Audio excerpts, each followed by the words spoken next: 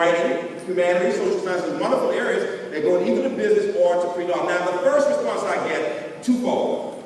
I will hear from my colleagues in math and science, well, they didn't have the background to make it. All right? But it's hard, I'm hard-pressed to think that students who have near-perfect math SATs with 5s and AP calculus, A, B, and D, C, and chemistry don't have the background to become an engineer. There's something wrong with that picture. The other issue, though, is because, oh, they go to an area where they can make more money, right? But here's the deal. The research shows that students who are very good in high school are not going to tell you when they got a C or a D in chemistry or physics. They'll just say, I love English more. Am I right? But when you look at the results, if you saw the grades, you would see they didn't do well in those other courses. And the challenge is this. Number one, yes, we must do more to support K-12. My campus is focused on innovation involving working with math and science teachers, producing more engineers who will come back and work as teachers, for example, studying ways of helping elementary teachers.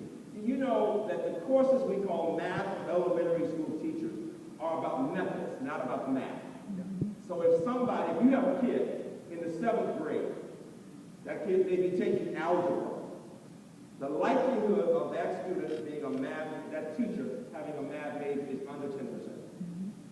In other words, for our middle school teachers, the only way a teacher can be very effective in teaching algebra is if she was just very good in math in high school or took a calculus course in college. Because to teach one level, you need to know a higher level. You get my point?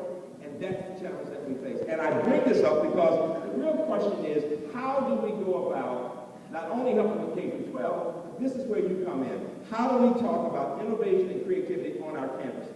I am convinced that what technology does that really makes a difference is to allow us to look in the mirror at self, to understand what we do well and what can be improved.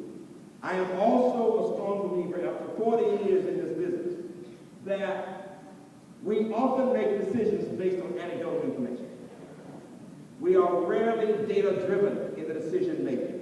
We have not come to appreciate, whether talking in the learning part, learning analytics, or talking in the administrative part, the important role of technology, things like our strategy for our campus, Blackboard and teaching and learning, with our strategy with admissions and retention, how we can use the technology and analytics in order to understand more about behavior and performance. And what I'd like to do is to give you some examples. But the key is that when you think about access, we must also think about success. A lot of programs at the K-12 level will say, oh, they said 85% to college. The question you want to have to ask is, of the people who went to college, what percent graduated? Whether from a 2-year program or a 4-year program, because the real problem is half of the students are not graduating. And if the student begins in a developmental math course, which is about 67% of those in large numbers of community colleges, the probability of getting a 2-year degree or 4-year degree is well again under 20%.